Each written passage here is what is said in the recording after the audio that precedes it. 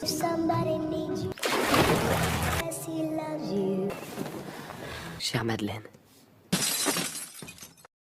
Movie की शुरुआत में हम देखते हैं कि लुइस एक बहुत ही खूबसूरत लड़की है जो मैजिशियन के असिस्टेंट के रूप में काम करती है। वो उसके चार्म से प्यार करने लग जाती है और वैसे ही वो मैजिशियन उसकी खूबसूरती से। लेकिन एक परफॉर्मेंस के दौरान एक ट्रेजेडी हो जाती है और मैजिशियन इनविजिबल हो जाता है और कभी वापस नहीं आता। उसका यूं गायब होना लूसी को डिप्रेशन में लेके चला जाता है और कुछ रीजंस की वजह से उसको लगता है कि वो जल्दी उसके पास जरूर आएगा, क्योंकि उसके पास गायब होने की एबिलिटी है तो वापस आने की भी है। उसका डिप्रेशन हॉल्यूसिनेशन और डिल्यूजन में बदल जाता है जो उसको मेंटल असाइलम में डाल देता है। मैजिशियन को गायब होने के 9 महीने बाद लुइस प्रेग्नेंट हो जाती है, लेकिन ये बात किसी को पता नहीं है और बच्चे की डिलीवरी उसको खुद ही करनी पड़ती है। अब उस रात को उसका बच्चा होता है, लेकिन वो भी इनविजिबल है और इस बच्चे का होना ये प्रूव करता है कि वो किसी डिल्यूजन में नहीं है। लेकिन वो नर्सेस को बताने से डर जाती है। वो जानती है कि अगर उसके बच्चे की सच्चाई सबके सामने आ गई तो वो एक एक्सपेरिमेंट बनकर रह जाएगा, इसीलिए वो उसको एक सीक्रेट ही रखती है। नर्सेस डेली उसको खाना और दवाएं देने आती है, लेकिन उनको कभी भी इनविजिबल बच्चे का रूम में होना पता नहीं चलता। अब लुइस उसका नाम एंजल रखती है। वो उसकी बहुत केयर करती है और उसको नॉर्मल बच्चों की तरह ही बड़ा करती है। हम देखते हैं कि वो उसकी पीठ थपथपाती है, उसको फीड देती है, उसको बोलना और खाना सिखाती है। जब वो थोड़ा बड़ा हो जाता है तो वो उसको चौक से दीवार पर लिखना सिखाती है। एंजल को लुइस के पुराने कपड़ों और शूज के साथ खेलना बहुत ही पसंद है। बस यही तरीका है जिससे वो खुद को मिरर में आधा देख सकता है। हर रात को लुइस उसको अपने बचपन की कहानियां सुनाती है, कैसे वो जंगल में कैबिन में रहते थे जो उसके पापा ने खरीदा था और छुट्टियों में वो ट्रेन से लेक पर जाते थे। वो लूसी की पूरी दुनिया में फेवरेट प्लेस है और वो ये उम्मीद रखती है कि उसका बेटा भी एक दिन वो जगह जरूर देख पाएगा। वो उसको स्विमिंग भी सिखाना चाहती है, लेकिन वो अपने बच्चे को बाहर ले जाने से डरती है। उसके बर्थडे पर लुइस ब्रेड के दोनों साइड पेजेस के रोल बनाकर जलाती है जिससे वो केक जैसा लगे। अब जैसे जैसे साल बीतते गए एंजल 10 साल का हो गया है, लेकिन अभी तक वो अपनी इनविजिबिलिटी से बाहर नहीं आया और जैसे जैसे वो बड़ा हो रहा है वैसे वैसे उसको चीजों को जानने का इंटरेस्ट बढ़ता जा रहा है। अब एक शाम को वो चेयर पे चढ़कर खिड़की से बाहर पहली बार देखता है और जिंदगी में पहली बार वो अपनी एज की एक लड़की को उसके पेरेंट्स के साथ देखता है।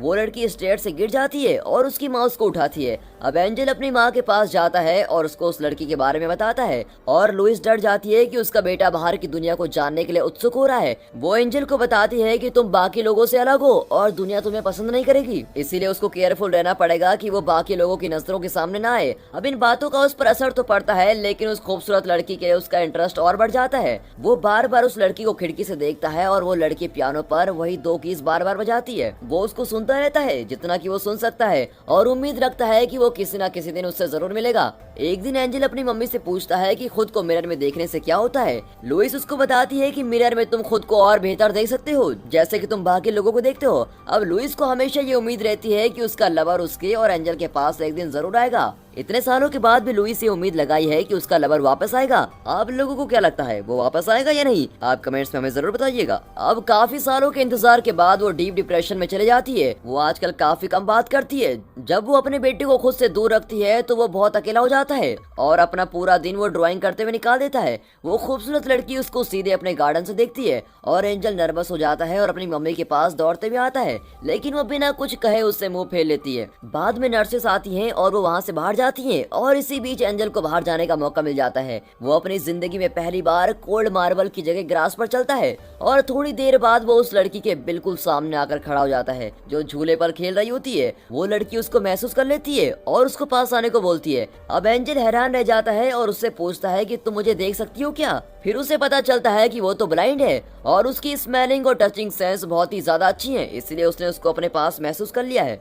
हमें लगता है कि हमारी लाइफ में ही इतनी प्रॉब्लम्स हैं, लेकिन जो लोग किसी डिसेबिलिटी का शिकार होते हैं वो भी अपनी जिंदगी खुशी खुशी जीते हैं। तो हमें भी अपनी लाइफ में ज्यादा स्ट्रेस नहीं लेना चाहिए। हम जो जी रहे हैं वही जिंदगी है। अब एंजल जिसने खुद को देखा ही नहीं था वो खुद की मौजूदगी को पहली बार महसूस करने लगा है। लड़की खुद को इंट्रोड्यूस करती है और अपना नाम मैडेलिन बताती है और उसके हाथों को टच करती है। वो थोड़ी देर बात करते हैं और वो नर्वस हो जाता है। मैडेलिन उसके जाने से पहले उसे प्रॉमिस करवाती है कि वो दोबारा इधर आएगा। अब मैडेलिन के ब्लाइंड होने की वजह से उसका कोई फ्रेंड नहीं है, इसलिए अपनी एज के लोगों से बात करना उसको अच्छा लगता है, जैसा कि एंजल को लगता है। वो नर्सेस के साथ रूम के अंदर आता है और अपनी मम्मी के साथ लेट जाता है। लुइस ने तो हंसना बोलना सब कुछ छोड़ दिया होता है। एंजल उसको बताता है कि उसकी एक गर्लफ्रेंड है, लेकिन वो कोई रिएक्ट नहीं करती। अब एंजल उसको जल्द से जल्द मिलने जाता है। मैडेलिन उसका फेस टच करती है और उसको क्लियरली अपने इमेजिनेशन में देख लेती है। अब एंजल उसको ये भी बताता है कि वो उसको खिड़की से देखता रहता है और उसको पियानो की आवाज बहुत ही अच्छी लगती है। और ये सुनकर मैडेलिन हंसने लग जाती है, क्योंकि वो हमेशा सिर्फ 2 कीज ही बजाती है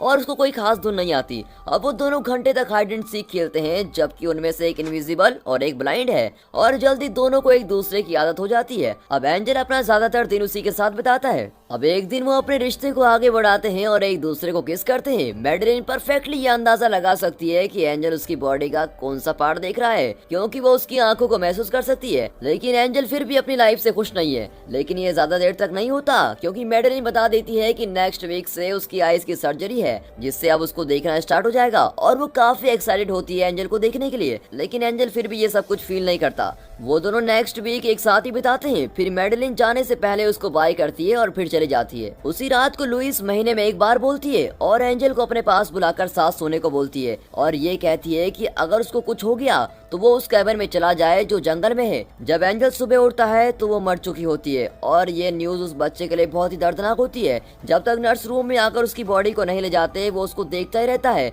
और नर्सेस वॉल से सब कुछ मिटा देती हैं जो भी उसने ड्राइंग की होती है। एक रूम ही था जिसको वो मैडेलिन के सिवा जानता था और वो भी चला गया। अब उसे लगता है कि मैडेलिन भी उससे हेट करेगी जब उसको सच का पता चलेगा। उसके पास कुछ नहीं है, इसलिए वो ट्रेन लेता है और उस लेक पर चला जाता है जो उसकी माँ ने उसको बताया था। और वो इमेजिन करता है कि मैडेलिन पानी से बाहर आती है, लेकिन ये देखकर वो बहुत ही उदास होता है। वो कोई और ट्रेन लेता है और जंगल में कैबिन में चला जाता है और वो उसकी विंडो तोड़कर अंदर जाता है। वो आसपास देखता है और सोफे में सोने से पहले इसको अपना घर कहता है। अब हफ्ते महीनों में बदल जाते हैं और महीने सालों में, और देखते ही देखते एंजल बड़ा हो जाता है। वो सालों से खुद से ही बात कर रहा है, लेकिन उसे ये उम्मीद है कि मैडेलिन उसको मिलने जरूर आएगी। और फाइनली एक दिन मैडेलिन कैबिन में आ जाती है और एंजल को लगता है कि वो सपना देख रहा है, लेकिन वो अपनी नजरें उससे नहीं हटाता। वो उसके सामने खड़ा है, लेकिन मैडेलिन उसको देख नहीं पाती। फिर मैडेलिन 2 दिनों तक टाउन के आसपास एंजल के बारे में पूछती है और ये मालूम होता है कि जब से वो हॉस्पिटल से वापस आई है वो एंजल को तब से ढूंढ रही है। मैडेलिन को उसकी माँ के बारे में पता चलता है, लेकिन असाइलम के पास एंजल का कोई रिकॉर्ड नहीं है और इसीलिए वो लुइस के बारे में पता लगाती है और उसको उस कैबिन का पता चल जाता है। उसी दिन वो लुइस की कब्र पर जाती है और एंजल के लिए एक लेटर छोड़ देती है और उस लेटर में वो उसको अपने पास बुलाने को कहती है। अब एंजल उसको फॉलो करता है और उसी के साथ घर में चला जाता है। लेकिन मैडेलिन को फिर भी ये महसूस होता है कि वो उसको देख रहा है, जैसे कि कुछ सालों पहले उसको महसूस होता था, लेकिन उसको लगता है ये सच नहीं है। अब उसको एंजल के लिखे लेटर्स मिलते हैं जिनमें वो लिखता है कि वो भी उसको उतना ही मिस करता है जितना कि वो करती है, लेकिन वो उसको तभी मिलेगा अगर वो उसको प्रॉमिस करे कि वो अपनी आंख बंद रखेगी। और वो दोनों जंगल में मिलते हैं और प्रॉमिस के मुताबिक मैडेलिन की आईज बंद होती है और वो एक साथ घर वापस आते हैं और एक दूसरे के साथ लेट जाते हैं। मैडेलिन उसके फेस को महसूस करती है और उसके सेंट की खुशबू को सूंघती है और सब बातें याद करती है। उसका सेंट पहले से थोड़ा चेंज हो गया है, लेकिन फिर भी वो उसको पहचान लेती है।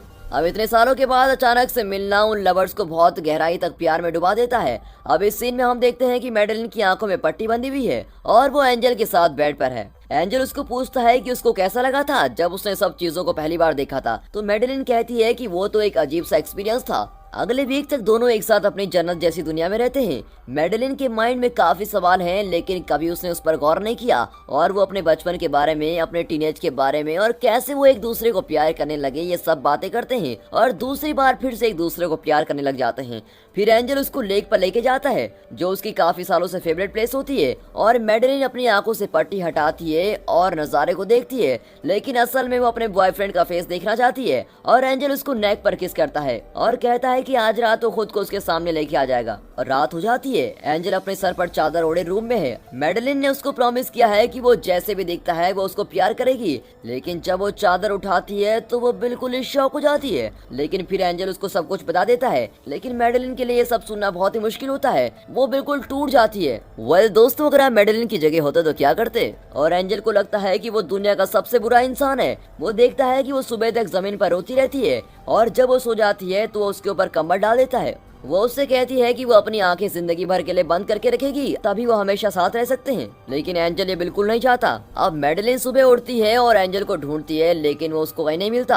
अब उसको एक नोट मिलता है जिसमें लिखा होता है कि वो हमेशा के लिए उसको छोड़ के जा रहा है और कहता है कि वो मैडेलिन को हमेशा ऐसा ही प्यार करता रहेगा। अब मैडेलिन ये पढ़कर बहुत रोती है और फाइनली अपने बैग पैक करके यहाँ से जाने के लिए रेडी हो जाती है। लेकिन तभी वो अपने चेस्ट पर कुछ फील करती है और न जाने तभी उसको क्या एहसास होता है कि एंजल कहाँ है, और वो आंखें बंद करती है और वो उसके सैंड को ढूंढने लग जाती है और फिर उसे पता चलता है कि वो लेक पर है। अब इस सीन में हम देखते हैं कि मैडेलिन लेक के किनारे पर है और वो उसको बुलाती है। वो उसके सैंड की स्मेल से जानती है कि एंजल उसके आसपास ही है, लेकिन एंजल उससे बात नहीं करता। अब एकदम पानी की आवाज आती है और एंजल एक्सीडेंटली लेक में गिर जाता है, लेकिन उसको स्विमिंग भी नहीं आती और मैडेलिन उसके पीछे लेक में जंप कर देती है, जबकि वो उसको देख भी नहीं पाती और पागलों की तरह उसको ढूंढ रही होती है। लेकिन जब वो पानी में बुलबुले देखती है तो वो उसको किनारे पे लेके आती है और उसको होश में लाने के बाद सीपीआर देती है और मैडेलिन कहती है कि अब ये मिस्ट्री खत्म हो चुकी है और इस पल के बाद से वो हमेशा एक साथ रहेंगे। वो प्रॉमिस करती है कि वो उसको खुली आंखों से देखना शुरू करेगी, जैसे कि वो बंद आंखों से देखती थी।